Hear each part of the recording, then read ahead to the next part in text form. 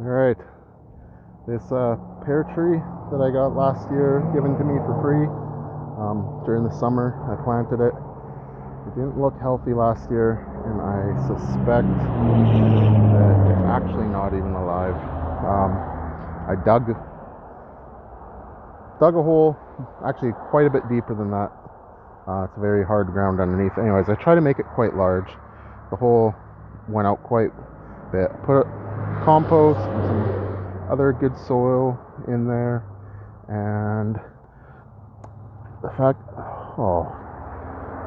I don't think I need it. It definitely hasn't taken root.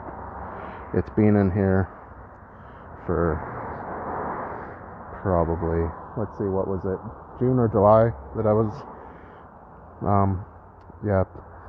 that I got this tree from a friend that was renting a place, and I don't know, I was really hoping it would work out, but I might just try to put it in a pot and see if I can nurse it to life, but I think it's definitely in this spot. It's not gonna make it. And it's okay.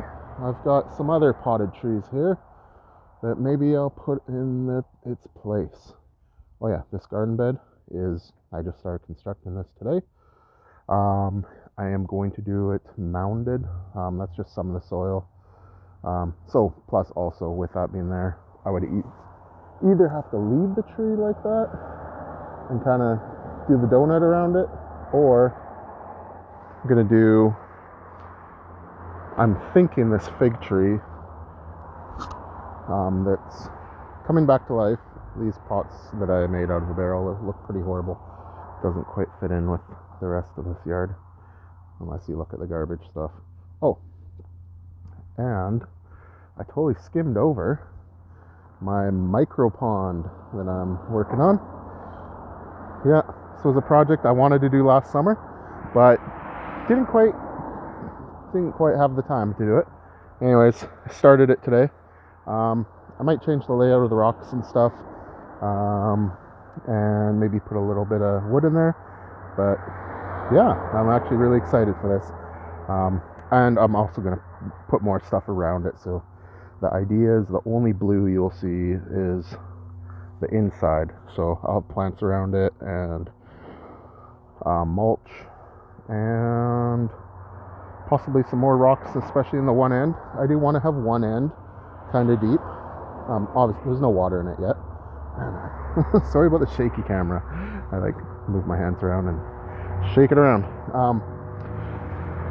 But yeah, I figure for my afternoon of working on my own garden that this went pretty well. After spending the first more than half a day working on the staff garden at work, that I wanted to do some work on my own garden, and then tomorrow working with Peace Canada Farm Animal Sanctuary. I don't know if that's quite their official title name. Anyways, helping them put in a veganic permaculture garden.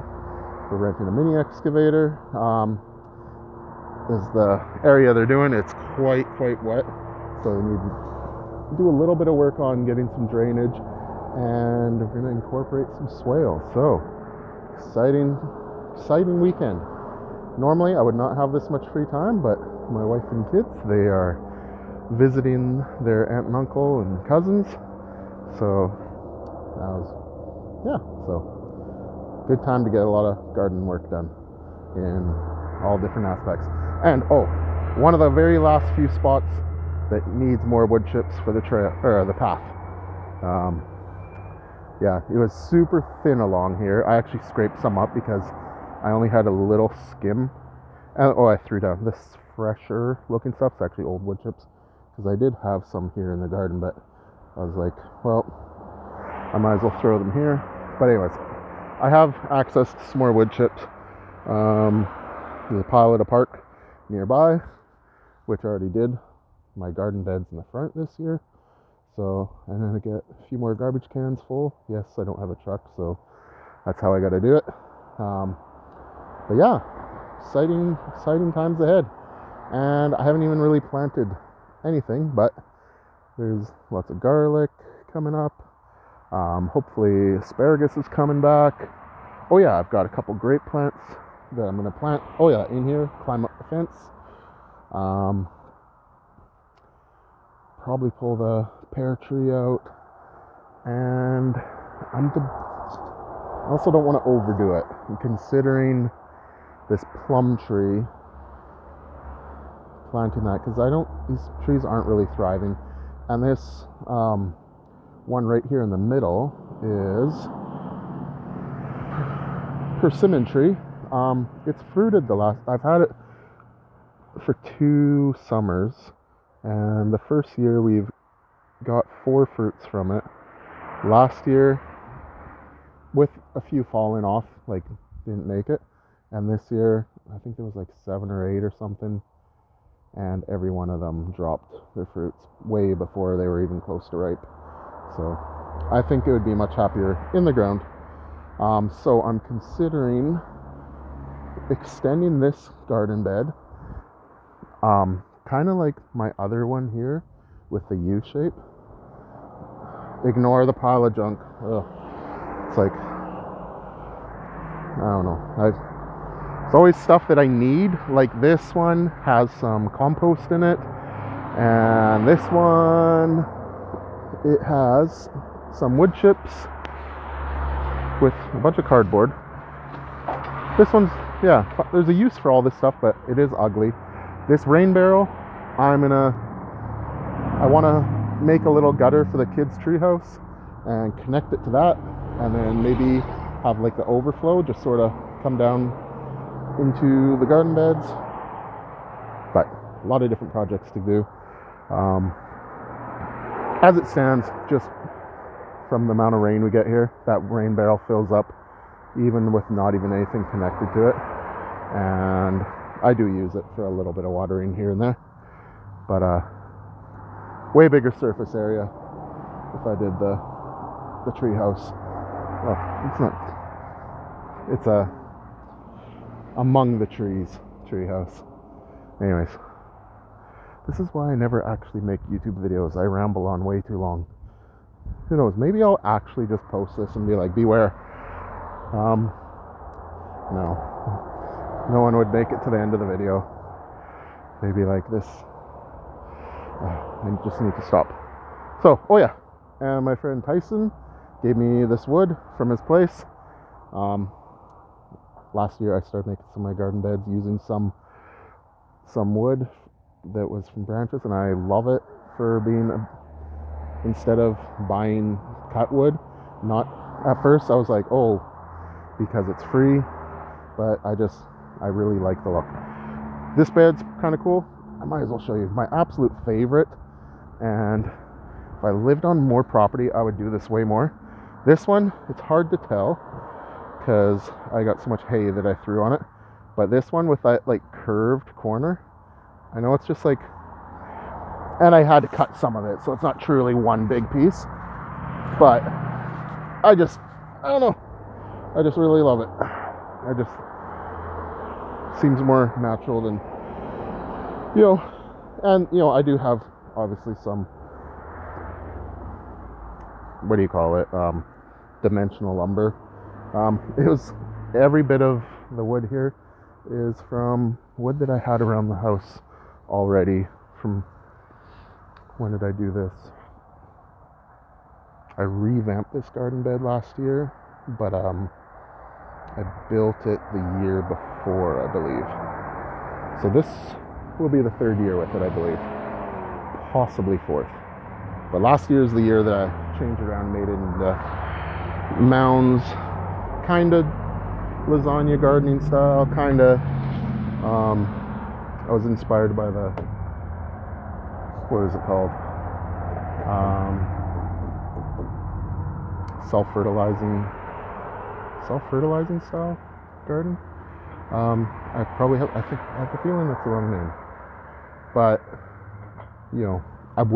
I really want to do one of those gardens somewhere where I actually dig up around it and do that, make the garden beds that way. But yeah, I really like the mounds. I kind of wish I didn't chicken out. I guess saying chicken out's not really vegan, but whatever. I've been vegan for, let's see, see, I'm rambling big time. Anyways, a bunch of years, end of 2014. So why can I not do math when I'm recording a video? It is 2023. Oh yeah, this December will be 9 years. So anyways, vegan for life. So, but still, respect the chickens. Really rambling. Anyways, I was worried that I went overboard and I kind of reduced the size of the mound, this first one. Whereas now I'm like, oh, I could have. But regardless, I like having the mounds because you get your southern slope, the top, and the north side. Here's got the west side. Yeah, it's not as mounded as I'd like, but I really like that you get more the stuff that doesn't need as much sunlight, because I'm probably going to do similar to what I did last year.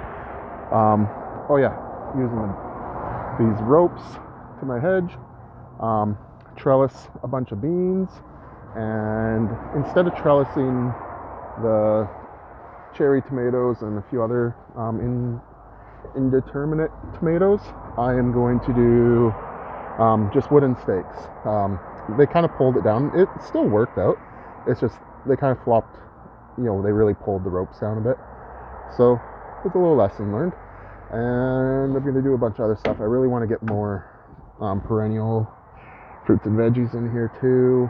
So far, the only perennials I have are... Oh, there's a lot of strawberries I planted last year. You can't see hardly any of them because they're under the hay. I really hope that I didn't go too much with the hay. Like, I'm hoping that... Oh yeah, there's one. Yeah. I think there's quite a few strawberries all along the southern side of the mounds. Kind of wraps around the corner a little bit too. Oh, inevitably... yeah, I started doing a garden tour. Wow, I really went from showing the U-shaped garden to saying, basically, I'd like to do the same here, but my backyard, we don't have a garage, and we only have street parking in the front yard, so I do kind of want to reserve, see the gate, put the gate in last year. And I got a greenhouse. I barely even, that's a whole nother thing. I'm going to do some hay bale beds in there. Talk about that another time. Just because I need to do something. And also I got some banana plants in pots that I'm going to put in there too. But I want to be able to have it so if I need to bring my car in here, I can. Down the road, maybe might get a tent trailer or something. We'll need it to have somewhere to park, so I'd love to do the whole thing as one massive garden, but I do need to have the occasional parking here, but I think it's a little bit of a compromise. And also, if I'm going to do the trees here, I am going to dig the biggest hole ever to try to give some more room for their roots. I seriously have to take out a pickaxe.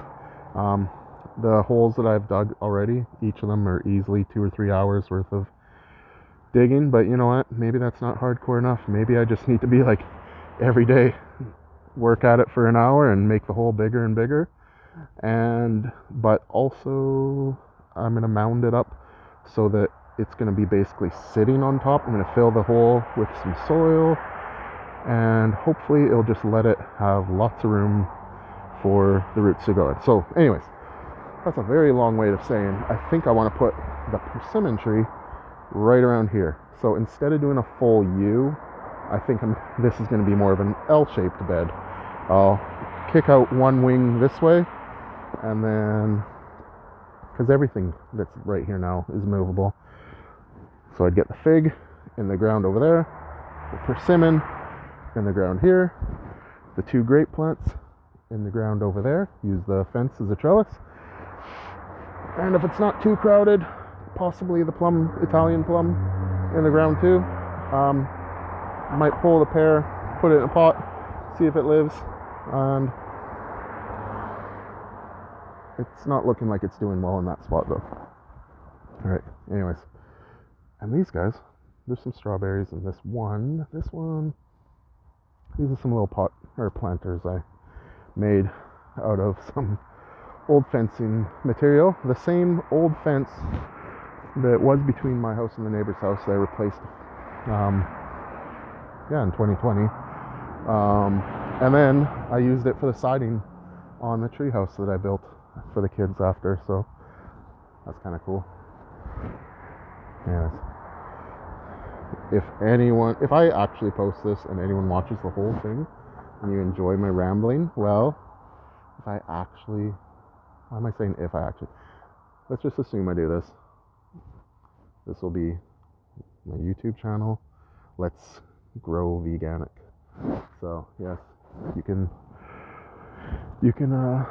definitely grow lots of, pretty much anything you can grow using animal products. Not pretty much anything you can grow using animal products. I believe you can do it even better with just plant products, plant material and stuff. So anyways,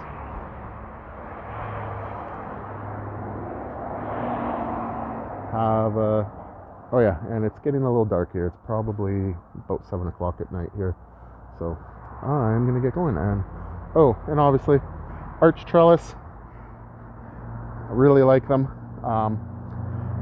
You can tell a lot of things I do is kind of on the frugal side, for one, out of necessity because money's being tight. But yeah, when we did fenced in our back parking area, a big reason was is with it being open, people would just pull in and park. So anyways, and also just making a bigger garden. And my kids play up here. Anyways, yeah, I did a 16-foot section there that did that, and then there's like a little section behind the greenhouse that I didn't have the greenhouse at the time, so had I have done this, making a gate now, I would do it differently. Wow, I'm at 17 minutes of me rambling. Anyways, I would have laid it out a little different, but that's how life goes. Anyways, did that. This was my first trellis I did. Originally I had these just as vertical panels last year, and I liked the arch so much that I did there that I took 2 of them, and you can see that I joined these 2, and this is a different material. You can see it has a little bit of a rusty look. Doesn't bother me at all. Some people might not like it, but honestly, functionality wise, I like it better than this, because you look at the size difference of the holes. I can put my hand through it so easy. Not that this is hard, like I can do that, and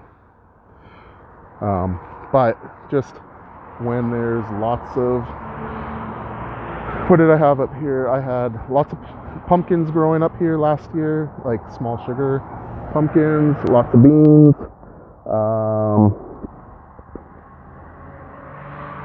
yeah, anyways, it gets filled up pretty quick, so you can still see a little bit of remnants, but yeah, looking forward to this growing season.